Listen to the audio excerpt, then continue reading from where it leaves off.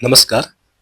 ટાટની તૈયારીઓમાં આજે આપણે મનોવિજ્ઞાનની અંદર જે 10 ગુણના જે પ્રશ્નો પૂછાય છે, વર્ગ વ્યવહાર, બ્લૂમ સહિત તેમજ આંકડાશાસ્ત્રની ક્રિયાત્મક સંશોધન, તો એની અંદર ક્રિયાત્મક સંશોધનનો આજે આપણે ટોપિક જોઈએ, જે છેલ્લો ટોપિક છે 35 ગુણની તૈયારીઓમાં. તો સર્વપ્રથમ આપણે ક્રિયાત્મક સંશોધનનો પરિચય અને અર્થ જાણીએ. એક્શન રિસર્ચ એટલે કે ક્રિયાત્મક સંશોધન બીજા વિશ્વયુદ્ધ દરમિયાન શરૂ થયું હતું. શિક્ષણમાં તેને લોકપ્રિય બનાવવાનો જે શ્રેય છે સ્ટીફન એમ કોરીને જાય છે. એક્શન રિસર્ચ એ સમસ્યાનો વૈજ્ઞાનિક અભ્યાસ કરવાની પ્રક્રિયા છે, જેના દ્વારા પ્રેક્ટિસિંગ શિક્ષક તેમની પ્રેક્ટિસને સુધારવાનું નક્કી કરે છે. સ્ટીફન એમ કોરીએ આવું કહ્યું છે. તે વખતે સામાજિક સંબંધોમાં સુધારણા અર્થે આ ક્રિયાત્મક સંશોધનનો શરૂઆત થયો જ્યારે બીજા વિશ્વયુદ્ધ તેની શરૂઆત થઈ.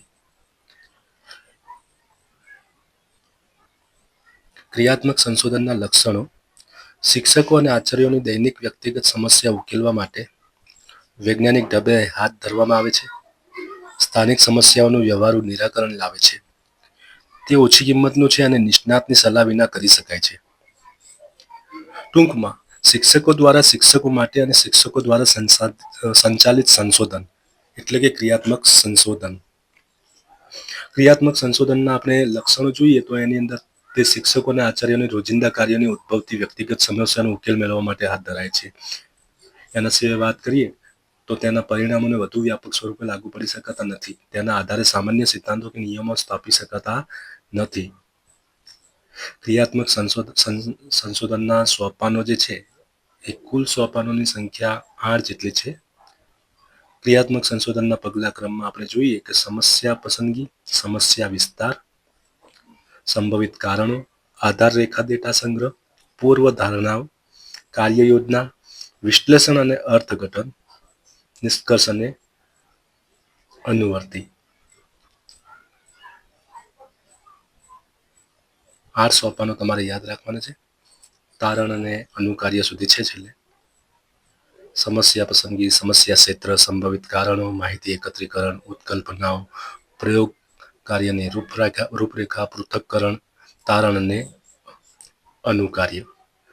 પગલા 1 થી 3 ની જે વિગતો છે, સમસ્યા પસંદગી, સમસ્યા ક્ષેત્ર, સમસ્યાના સંભવિત કારણો, એના વિશે માહિતી લઈએ. તો સમસ્યા પસંદગીમાં ક્રિયાત્મક સંશોધનનું સૌથી પહેલું સોપાન છે સમસ્યાનું સ્પષ્ટીકરણ. શિક્ષક જે સમસ્યા ઉકેલ માટે સંશોધન હાથ ધરે છે તે સમસ્યા સ્પષ્ટ હોવી જોઈએ. શિક્ષક ધારો કે ભાષાનું શિક્ષણ કાર્ય પોતાની રીતે કરતું હોય, પરંતુ વિદ્યાર્થીઓ તરફથી તેને અપેક્ષા મુજબનો પ્રતિસાદ ન મળે તો શિક્ષક માટે સમસ્યા જરૂર બને છે. પરંતુ જો શિક્ષક આ સમસ્યાને નીચે મુજબ શબ્દબદ્ધ કરે તો વિદ્યાર્થીઓના ભાષાનું સીધી આંખ નીચે જોવા મળે છે. તો આ સમસ્યા વધુ વ્યાપક બની જાય છે.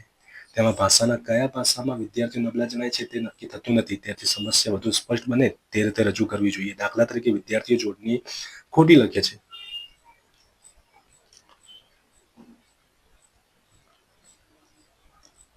પગલા નંબર 4 અને 5 ની થોડી વિગતો જોઈ લઈએ. આધાર રેખા ડેટા: ઉપલબ્ધ સ્ત્રોતોનો ઉપયોગ કરીને માહિતી એકત્રિત કરો. ઉદાહરણ તરીકે જવાબવાહી તપાસો, અવલોકન કરો. પૂર્વ ધારણાઓ: સમસ્યાના નિરાકરણ માટે તાર્કિક ધારણાઓ જો તો સ્વરૂપમાં. ઉદાહરણ તરીકે જો વિદ્યાર્થીઓને જોડણી શબ્દકોશનો ઉપયોગ કરવાનું શીખવવામાં આવે તો ભૂલો ઘટશે. સમસ્યાના સંભવિત કારણો તો એની પાછળના કારણોની અંદર જોડણી કોષનો અભાવ, અવલોકનનો અભાવ, શ્રુત લેખનનો અભાવ. પગલા 6 અને 7 ની વિગતો આપણે જોઈએ. કાર્ય યોજના: ઉકેલ માટે આયોજન, જેમાં સમય મર્યાદા, શૈક્ષણિક પ્રવૃત્તિઓ અને સંસાધનોનો સમાવેશ થાય છે. વિશ્લેષણ અને અર્થઘટન: તો પ્રયોગ દરમિયાન થતા ફેરફારોનું અવલોકન કરો. કોઈ પણ સુધારાઓની નોંધ લો.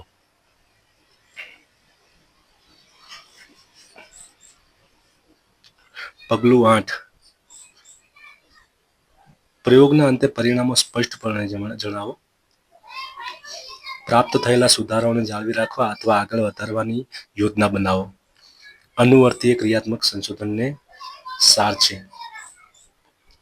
તારણ અને અનુકાર્ય વિશે વાત કરીએ તો તારણ, પરિણામ અને અનુકાર્ય એ ક્રિયાત્મક સંશોધનના અગત્યના અંગ છે. સમગ્ર પ્રયોગના અંતે સંશોધકને કેટલાક અંશે સફળતા મળી છે તેનું મૂલ્યાંકનના આધારે તારણ આપી શકાય છે. જે 8મું સોપાન, કેવું પરિણામ પ્રાપ્ત થયું તે દર્શાવી શકાય છે તારણમાં. આ પરિણામને ધ્યાને રાખતા પછી શિક્ષકે પોતાના કાર્યમાં કેવી રીતે આગળ વધવું, શું અનુકાર્ય કરવું તે નક્કી કરી શકાય. અનુકાર્ય એ ક્રિયાત્મક સંશોધનનું હાર્દ છે. અનુકાર્ય વગર કોઈ પણ કાર્યક્રમની અસરને સામાન્ય સ્વરૂપ આપી શકાતું નથી, પરંતુ અનુકાર્યથી આ અસરને કાયમી બનાવી શકાય છે. તો આજે આપણે જે ક્રિયાત્મક સંશોધનનો જે ટોપિક જોયો એ તમને સહેલાઈથી ખ્યાલમાં આવી જ ગયો હશે. આમ ક્રિયાત્મક સંશોધન હાથ ધરનાર શિક્ષકે ઉપરોક્ત 8 સોપાનો મુજબ આગળ વધવાનું હોય છે. આમ કરવામાં આવે તો જ તેને વૈજ્ઞાનિક ઢબે અનાત્મકલક્ષી રીતે કોઈ પણ પ્રકારના પક્ષપાત કે પૂર્વગ્રહ વગર ઠોસ પ્રયાસો વડે સમસ્યાનો ઉકેલ મેળવેલો ગણાશે. આપણે આ જે ક્રિયાત્મક સંશોધનનો જે ટોપિક જોયો એની અંદર તમારે મુખ્ય તો 8 સોપાનો યાદ રાખવાના છે. મોટાભાગે વિદ્યાર્થીઓને જે આગવડતા પડે એના માટે આપણે શું પ્રોસેસ કરવાની છે શિક્ષકોને, એ આમાં સમજવાનું છે. સમસ્યાનો ઉકેલ કેવી રીતે લાવવો એ બધું. એના સિવાય એક વસ્તુ યાદ રાખવાની છે કે ક્યારે ક્રિયાત્મક સંશોધનની શરૂઆત થઈ તો અંડરલાઈન કરું છું તમારા માટે કે બીજા વિશ્વયુદ્ધ દરમિયાન શરૂ થયું એક્શન રિસર્ચ. એના સિવાય શિક્ષણમાં એને લોકપ્રિય બનાવવાનું જે શ્રેય છે ને સ્ટીફન એમ કોરીને જાય છે.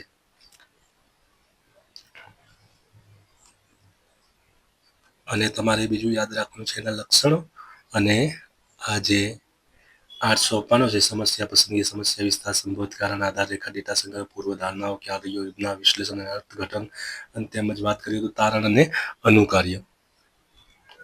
પહેલો પ્રશ્ન છે કે ક્રિયાત્મક સંશોધનનો પ્રારંભ ક્યારે થયો હતો? તો ક્રિયાત્મક સંશોધનનો પ્રારંભ જે છે બીજા વિશ્વયુદ્ધના સમયગાળા દરમિયાન થયો હતો.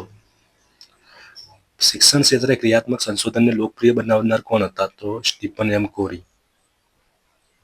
ક્રિયાત્મક સંશોધનનો મુખ્ય ઉદ્દેશ્ય શું છે? તો ક્રિયાત્મક સંશોધનનો મુખ્ય ઉદ્દેશ રોજિંદા શૈક્ષણિક કાર્યમાં ઉદ્ભવતી સમસ્યાઓનો વ્યવહારુ ઉકેલ લાવવાનો છે.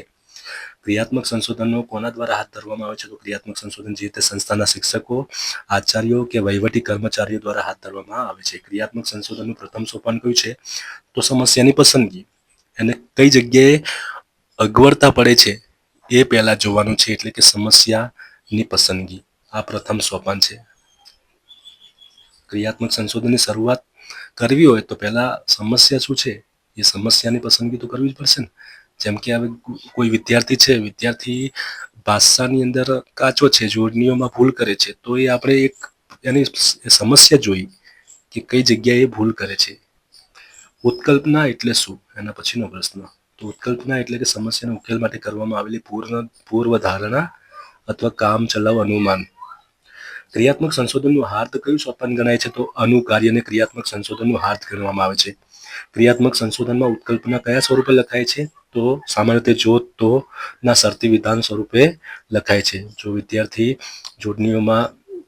જોડણીના જે દોષ કેમ થાય છે અને જોડણીમાં શું ભૂલ થઈ રહી છે, બરાબર, એ શીખશે તો એ જોડણીઓમાં એની ભૂલ ઘટશે. શું ક્રિયાત્મક સંશોધનના પરિણામોને વ્યાપક સ્વરૂપે લાગુ પાડી શકાય? ના, ક્રિયાત્મક સંશોધનના પરિણામો જે તે સ્થાનિક પરિસ્થિતિ અને તે જ સમસ્યા પૂરતા મર્યાદિત હોય છે.